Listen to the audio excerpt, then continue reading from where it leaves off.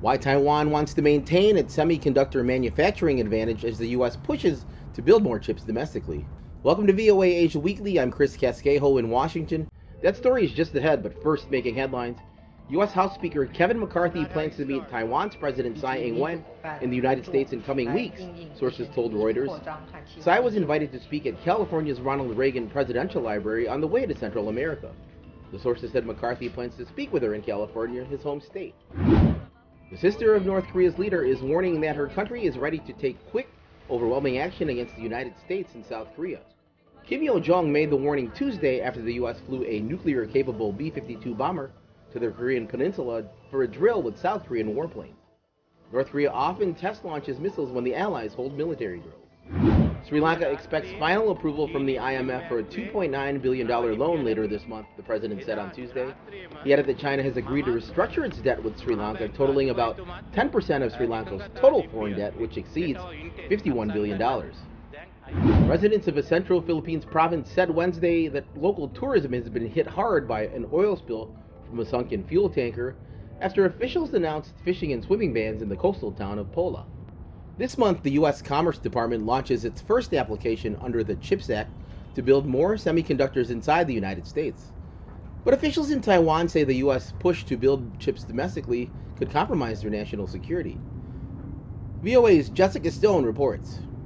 Taiwan Semiconductor is building its second U.S. facility in Arizona, but Washington is calling for new applications to build an additional 2 locations for semiconductor research, development, and production inside the United States. Under the CHIPS Act, $39 billion in manufacturing incentives are up for grabs. Fundamentally, it's about making sure that we make the chips that we need on our shores and fuel the innovation that we need to fuel in America, so that we can have the moral authority and technological authority to lead in the world and maintain our national security. But Taiwanese officials worry that U.S. national security may come at a cost to their own.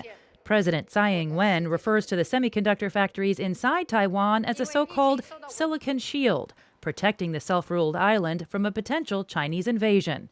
Taiwan Semiconductor's founder, Morris Chang, explains in this 60 Minutes interview. Well, it means that perhaps because our company provides a lot of chips to the world, maybe somebody will refrain from attacking it. Around the world, nations are pushing to expand the semiconductor supply chain.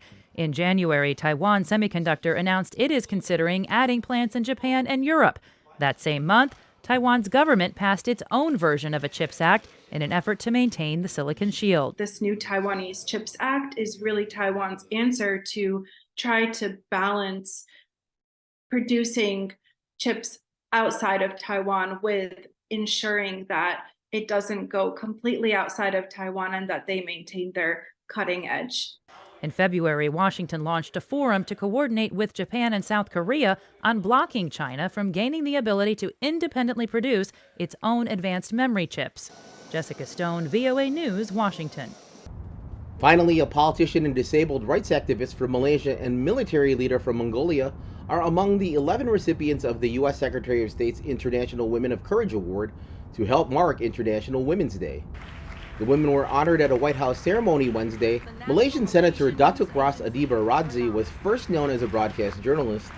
She was permanently paralyzed from the waist down following a car accident and then a brutal assault 6 years after the accident. Since then, she has become an activist for the rights of people with disabilities in Malaysia. The most important thing is for us to empower our community, that's one. And another thing is for us to lift each other up and support each other to make sure that all persons with disabilities in my country and also all around the world can live just like everyone else. Brigadier General Bolor Ganbold became the first woman general in the Mongolian Armed Forces last year. She was the first female cadet admitted to the Military University of Mongolia, and Mongolia's first female staff officer assigned to a United Nations peacekeeping operation. The Secretary of State's IWOC award is now in its 17th year. Visit voanews.com for the most up-to-date stories.